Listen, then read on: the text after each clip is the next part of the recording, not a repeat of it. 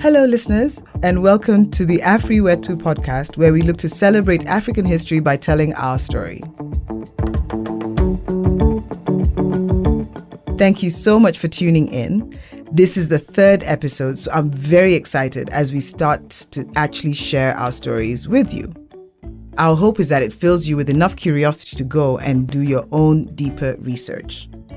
Please remember to go to our Twitter handle @AfriWetu, as we shall be posting interesting facts, stories, and links for further study for all you lovely people. Our first civilization up for you is the Mapungubwe Kingdom. Mapungubwe is spelled Mapungubwe.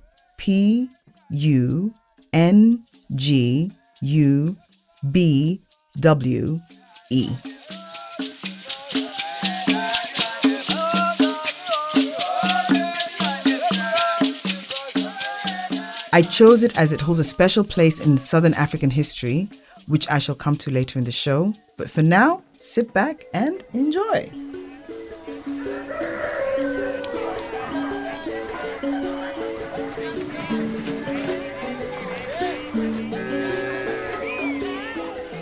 The Mapungubwe Kingdom was very active in the 13th century AD, between AD 1200 and AD 1300, for roughly 80 years. The kingdom is considered one of Southern Africa's first larger-scale states. This is in terms of the fact of how it operated in relation to its governance systems, political setup, and how it managed its society on a wider scale than others in the same region. Prior to the establishment of the kingdom, the area surrounding it was an Iron Age settlement. Iron Age, if you remember from the second episode, 10,000 BC to AD 650, which is also 11th century BC to the 7th century AD. And these people were the most likely ancestors to the Shona peoples of today in Zimbabwe and Southern Africa. Archaeological radiocarbon dating has shown that the first buildings at the base of the hill were built at the beginning of the 11th century AD, and the area continued to flourish until the 13th century AD. The kingdom's ancient capital city, Mapungubwe Hill, was located where the Limpopo River and the Shashe River meet. This capital was one of three capitals that were inhabited at differing times by the Shona people, the other two being Gijo and K2. Gijo being spelled Zhizo and K2 spelled, K2. The capital at Mapungubwe Hill was the largest and the wealthiest. And there are actually various claims as to what the name actually translates to. The one that seems to be the most accepted is Hill of the Jackals.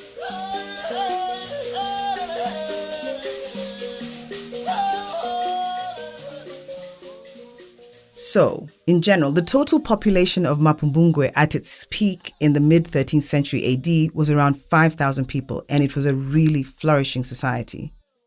This civilization was class-based, and your class determined where you lived. So there is evidence of this class distinction being made through wealth and social standing. So the structure was such that the elite and the royals lived at the top of the hill, and the rest of society at the base. It's estimated that the kingdom probably covered around the same ground as the Zulu kingdom, which is circa 30,000 kilometers square. So when it comes to commerce, Mapungubwe was a state that was at the forefront of globalization. It was trading and dealing with the powers and traders from India, China, all the way in the Asian continent, as well as the Arab world. Please keep in mind where Limpopo, Shashe is and Mapungubwe is, because we're talking about southern Africa, so right in the heart of Africa, trading all the way across with Chinese, Indians, as well as Arabs. So the kingdom itself prospered mainly from its trade in ivory and gold. The gold trade was that came through the coastal city of Kosala from southwest Zimbabwe, and these were the two contributors to the wealth of the kingdom. The other goods that were traded included iron, copper, wood, shells, and beads. And as the kingdom had very many wealthy farmers, especially in cattle, they also traded in livestock. The location itself lent to the Mapungubwe people capitalizing on trade, being as close as it was to the Limpopo River, which flows into the Indian Ocean, the trading post for most Central and Southern African civilizations, as you shall see as we go along with this podcast. So in terms of governance, the king's role was an absolute monarch. He was the wealthiest individual in the society, owning more livestock and precious materials, which were acquired via trade more than anybody else. He and his advisors were the decision-making body in the state. In addition to this temporal role, and as with all monarchs then and today, it was also considered a spiritual role. So in this instance, the king was also seen as a rainmaker. The importance of this linkage is seen due to the fact that the land was a dry landscape and there was a constant necessity for rain, which was in turn linked to how pleased or displeased the gods were with the ruler and the people.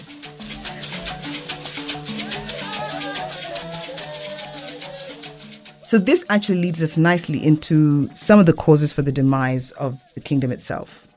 So the kingdom began to collapse from around the end of the 13th century. Considering the demise, there are no clear answers, but a few possibilities which I will share with you. One was linked to this rainmaker role, that the land dried up and the lack of rain meant that an impact on cattle grazing and crop failure. As this happened, it is believed that the people then lost faith in their king to fulfill his duty as a rainmaker. Another possibility is that with the trading routes changing, where sites like Great Zimbabwe were sprouting up further north, creating a north-east route, it meant effectively that the route bypassed the kingdom itself. And one thing to note is that Great Zimbabwe was indeed the kingdom's successor as a great trading kingdom. Yet another probable cause is that, quite simply, the local resources were exhausted.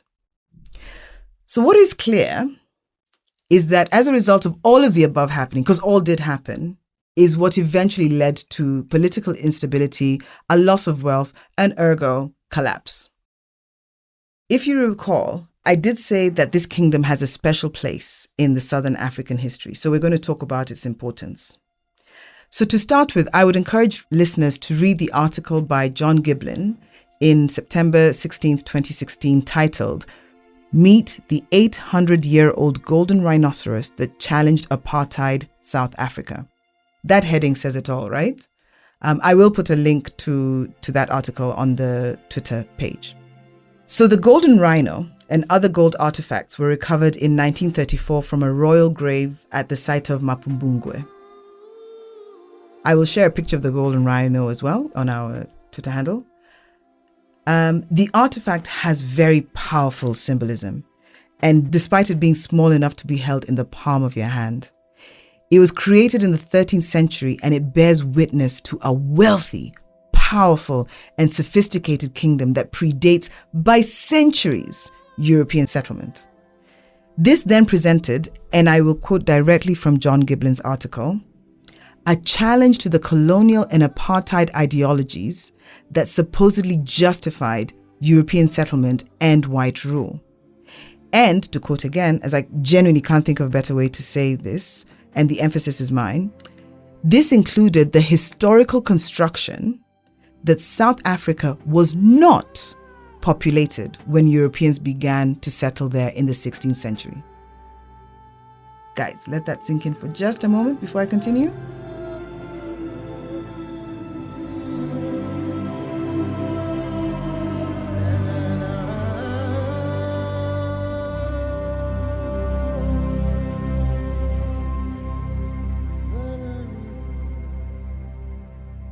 And I will continue with the quote.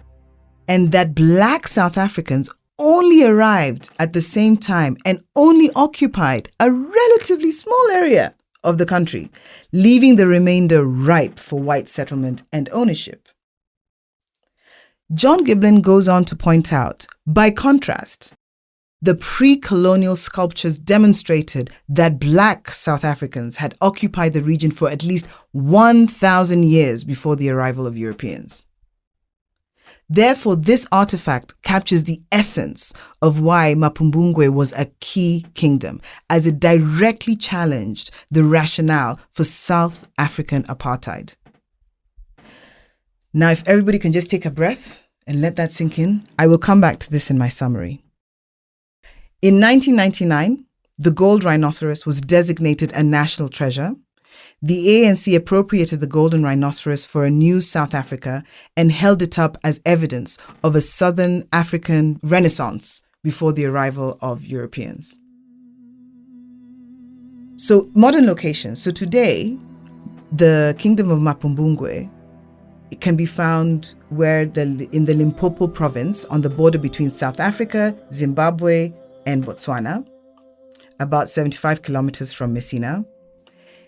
Mapungubwe was declared a World Heritage Site by the United Nations Educational, Scientific and Cultural Organization, UNESCO. I'm sure none of you could have said that that's what UNESCO meant. In July 2003. And it can be visited today as it is found in the National Park of the same name.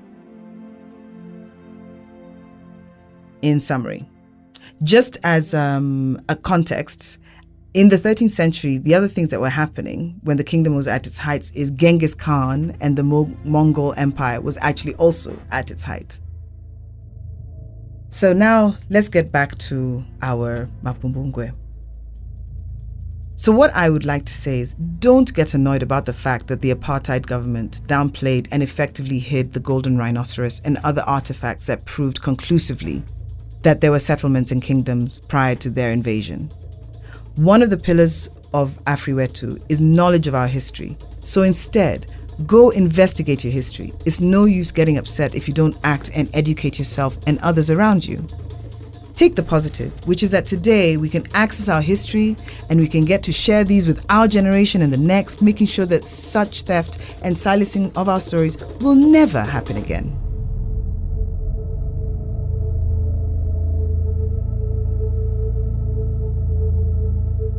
I'd like to thank you for listening. I hope you enjoyed this episode. Our next podcast will be released in a couple of weeks. Please go to our Twitter page on @AfriWetu for details of the next podcast. You can also DM any feedback or comments or send an email to afriwetu@gmail.com. Until next time, mubarikiwe.